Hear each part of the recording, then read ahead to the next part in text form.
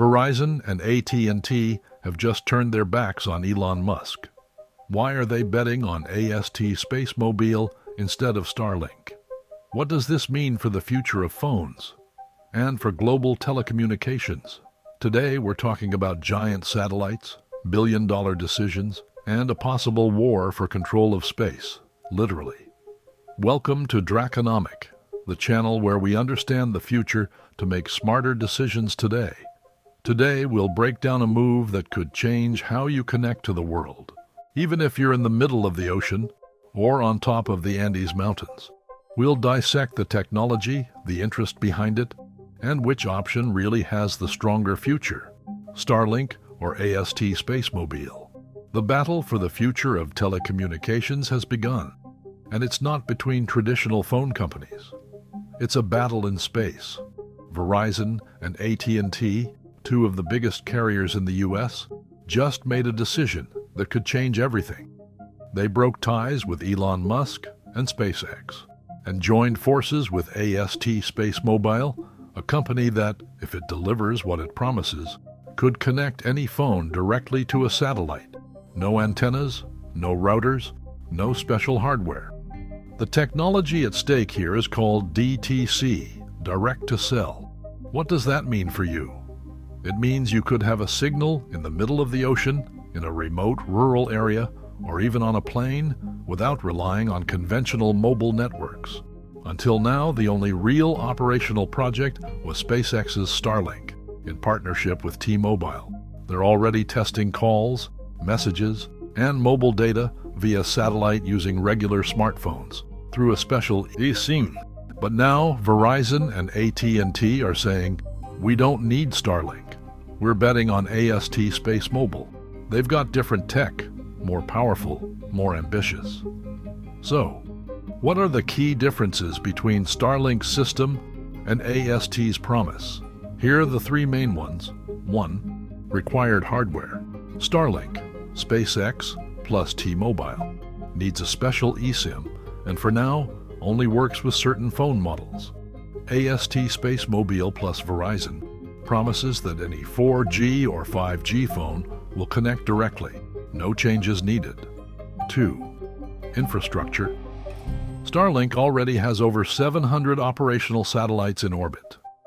AST plans to launch just 5 commercial satellites this year and promises to reach 60 by 2026. 3. Coverage and rollout time. Starlink already has partial global coverage, expanding every week. AST is still in the testing phase, no real commercial service yet. So the question is clear.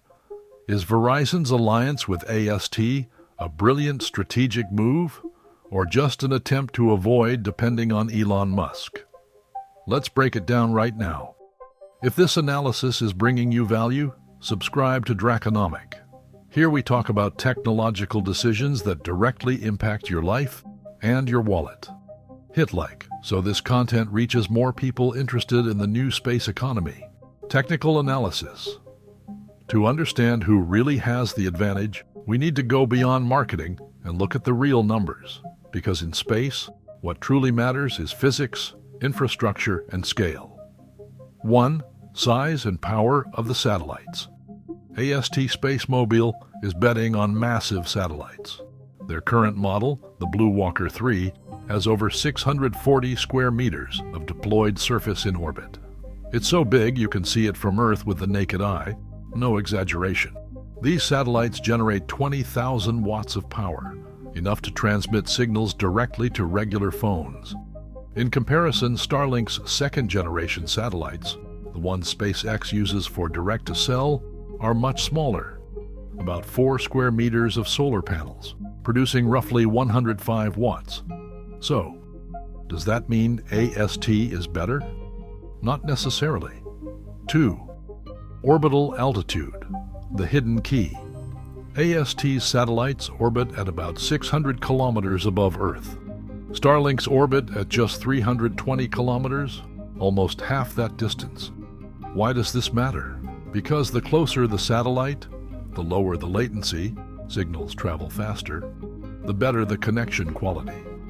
So even though AST satellites have more power, they need more energy to cover the same distance. Starlink, on the other hand, compensates for its lower power with proximity and efficiency. 3. Coverage, quantity versus size. AST plans to launch 60 satellites total by 2026. SpaceX already has over 700 in orbit and keeps adding more weekly. By that same year, they could have over 1,500 dedicated to DTC. AST wants to cover large areas with fewer satellites, but that also means blind spots, less redundancy, and a higher risk of disconnection. Starlink is going for density, more satellites, closer together, offering more consistent service worldwide. 4. Launch frequency. SpaceX launches rockets every week from multiple sites around the world. AST relies on third-party launches, and so far their pace is slow and limited. And in this business, speed matters. Whoever gets there first wins market share. Whoever launches more learns faster. 5. So, who has the edge? Right now?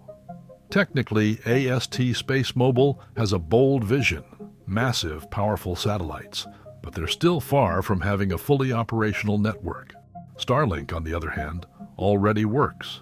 It already has users. And it's already integrating mobile connectivity from space in partnership with T-Mobile. Today, the clear advantage goes to SpaceX's Starlink because of its infrastructure, scale, and operational experience. But beware, if AST manages to launch its network on time and deliver, it could become a serious contender. The real question is, do they have the money, the time, and the capacity to do it?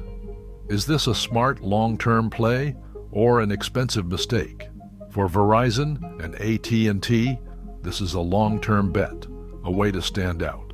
But in the short term, there's no real competition. While AST keeps testing, Starlink is already working in rural zones, mountains, ships, and with a simple T-Mobile eSIM, you can connect from anywhere. What do you think? Are they being strategic or just trying to avoid depending on Elon Musk out of pride? And what would you do if you were Apple or Samsung? If you use Verizon or AT&T and want global coverage today, you can simply get a T-Mobile eSIM and activate Starlink satellite service whenever you need it. Cost? Less than $10 a month. Meanwhile, AST's promise sounds great, but it's still just that, a promise. In my opinion, Starlink is winning because it's already operational, it scales fast, and it has the infrastructure to lead. AST might become a real alternative, but not yet. What's clear is that the next 2 years will change the game forever. Are you ready for the future? If you enjoyed this video, hit like and subscribe so you don't miss the next analyses. Here at Drakonomic, we go beyond the hype to explain what truly matters. Thanks for watching. See you next time.